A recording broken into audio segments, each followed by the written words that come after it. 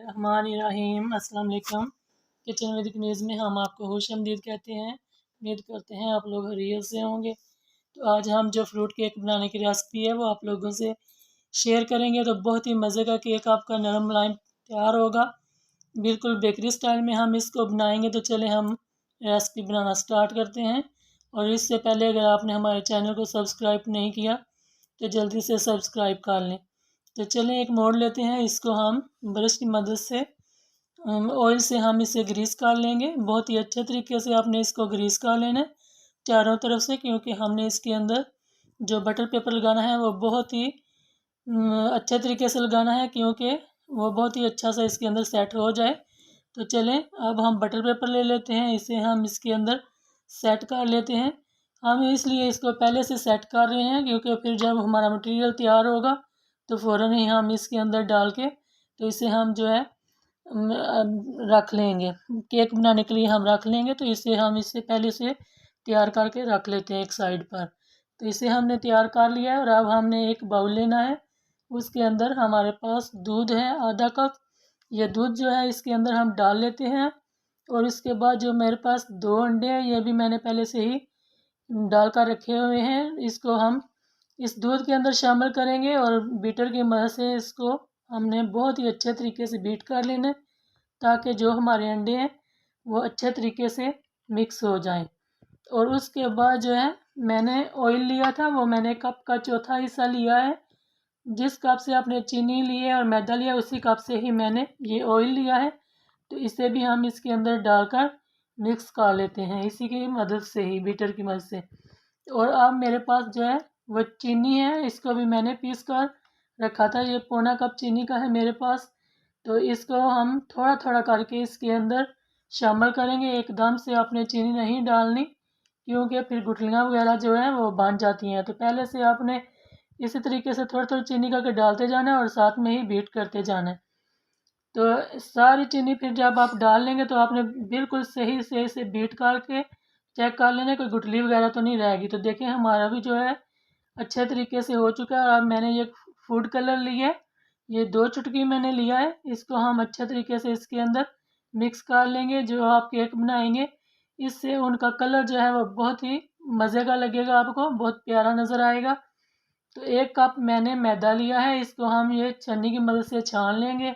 इसे भी आपने थोड़ा थोड़ा करके ही छानते जाना है और डालते जाना है, क्योंकि ज़्यादा एकदम से नहीं डालना, फिर इसके अंदर ये अच्छे से मिक्स नहीं होगा। तो इसलिए हमने थोड़ा थोड़ा करके ही इसको मिक्स करना है। तो देखें ये कितना अच्छा माशाल्लाह हमारा जो बैटर है वो बनकर तैयार हो गया है।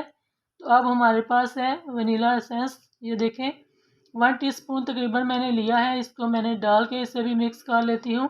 ये जो अंडे हमने इसके अंदर डाले थे उनकी स्मेल जो है वो ख़त्म करेगा, तो इसलिए हमने इसको भी डाला है। और एंड पे हमारे पास ये टूटी फ्रूटी है, तो ये मैंने ली है। थोड़ी सी सब्ज़ रंग की और थोड़ी सी ही रेड कलर की है हमारे पास, तो इसे भी हम शामिल कर लेते हैं।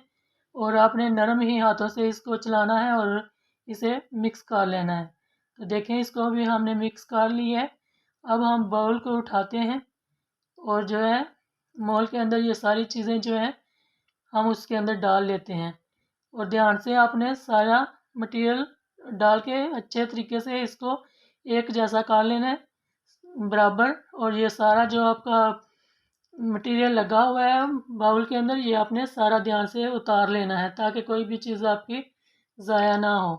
तो देखें मैंने भी इसे बिल्कुल साफ़ कर लिया। और हम जो है अब मोल्ड को अच्छे तरीके से टैप कर लेंगे 2-3 बार, ताकि जो हमारा मटेरियल है वो अच्छे तरीके से नीचे जो बैठ जाए।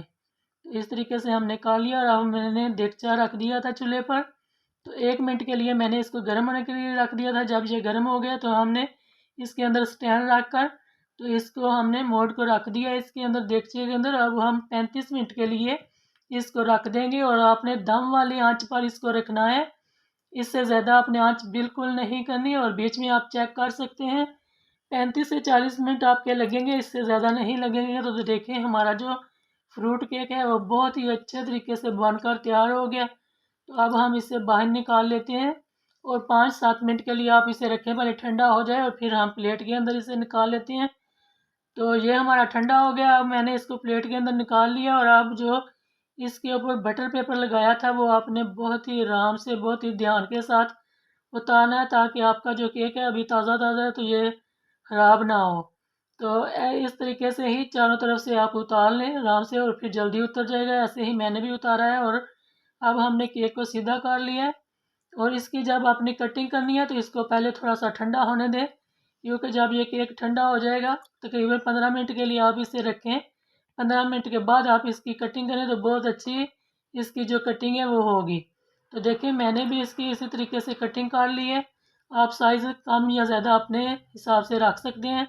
तो माशाल्लाह बहुत ही मज़े का ये बनकर तैयार हुआ है, बहुत ही नरम, बहुत ही खूबसूरत लग रहा है।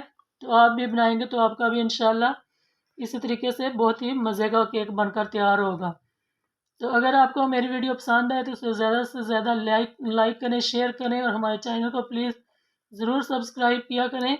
हमें दुआओं में याद रखिएगा, अपना बहुत सारा ख्याल रखिएगा। तो अगली वीडियो तक के लिए किचन विद कनीज़ को इजाज़त दीजिए। अल्लाह हाफिज़।